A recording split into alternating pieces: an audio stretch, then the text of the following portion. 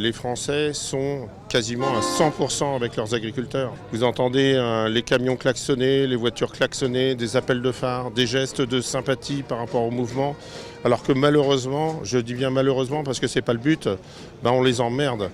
Et nous, on aimerait ne pas être ici, mais on nous a poussés à être ici.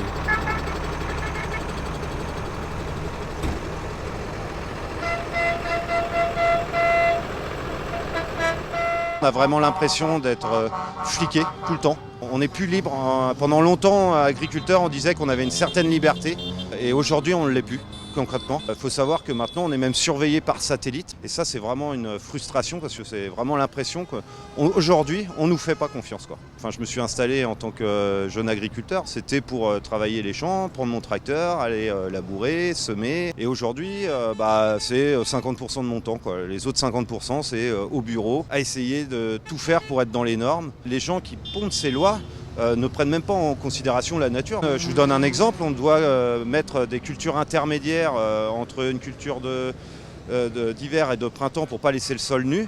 Mais on ne regarde même pas si on peut les semer, si les conditions sont bonnes. Il y a des moments où on sait que ça ne sert à rien de semer, il fait trop sec et on sait qu'on sème pour rien. Mais on est obligé de semer. Notre âge d'installation,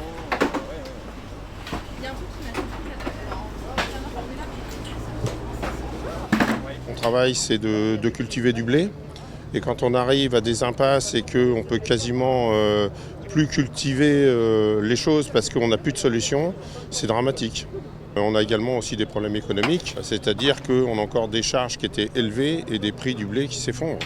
Et donc, que fait l'Europe ? Est-ce que l'Europe nous protège encore assez bien ? C'est une excellente question. Ce que j'aimerais, c'est que M. Attal, enfin, prenne les bonnes paroles et indique enfin ce qu'il souhaite faire pour débloquer la situation. Parce que la dernière fois, j'ai pas très bien compris ce qu'il a voulu dire.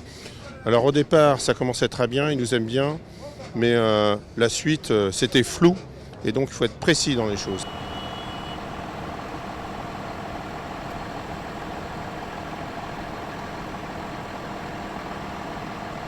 aujourd'hui, j'en suis arrivé à la colère. La lassitude, elle est bien derrière moi. C'est pas la première fois qu'on bouge en Ile-de-France. J'en suis à la colère et j'espère ne pas en arriver au désespoir. On entend sur bon nombre d'antennes les gros céréaliers du bassin parisien.